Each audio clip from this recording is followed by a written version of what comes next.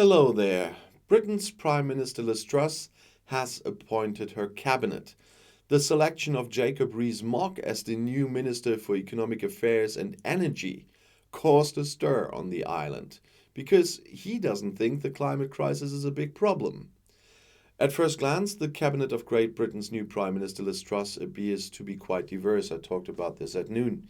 Treasury Secretary Kwasi Kwarteng, Secretary of State James Cleverly, and Home Office Secretary Suella Braverman are all non-white. At the same time, they are all attributed to the established arch-conservative political camp.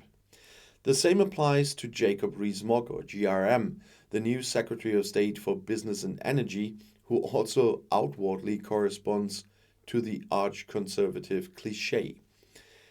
Time dubbed him a living fossil in a 2017 article when he was being tipped to succeed then Prime Minister Theresa May.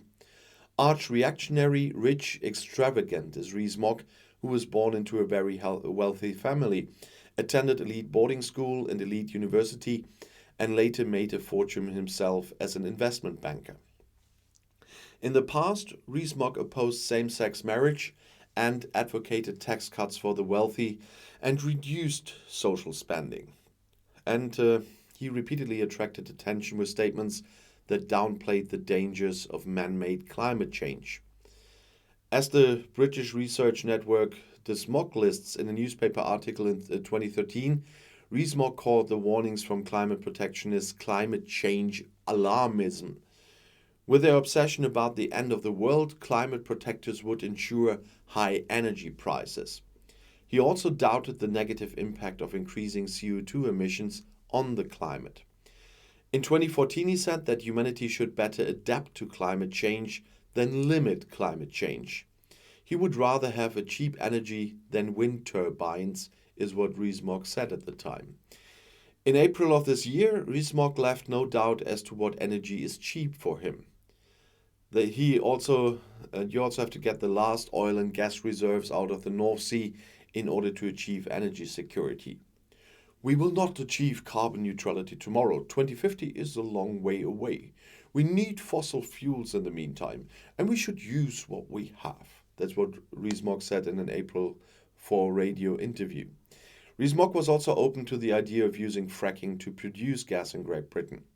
In May, Rees-Mogg and other Conservative MPs campaigned to avert tougher climate and environmental protection requirements for farmers.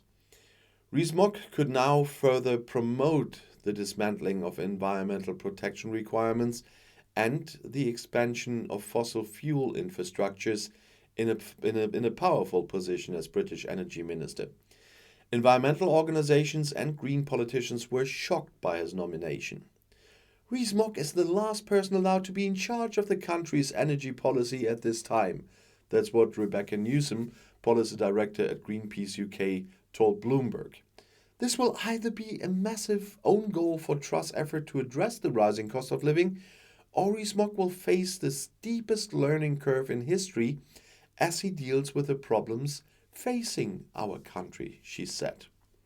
And Caroline Lucas, MP for the Green Party of England and Wales, tweeted, "After 3 years with a reckless, self-propelling Prime Minister, Liz Truss is reportedly planning to guide us through the biggest energy crisis in decades by fighting Jacob Rees-Mogg, well known for snide remarks about officials hanging horizontally in the House of Commons and dedication to fossil fuels.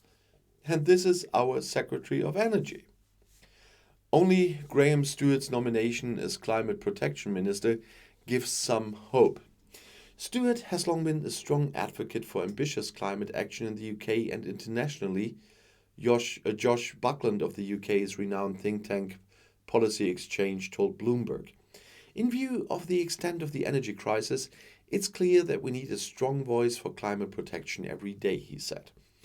In the energy plan that became known, Prime Minister Truss announced new offshore wind farms, but also the promotion of fossil fuels from the North Sea, such as also the lifting of a ban on fracking. And I'll see you in my next video. I'll be back.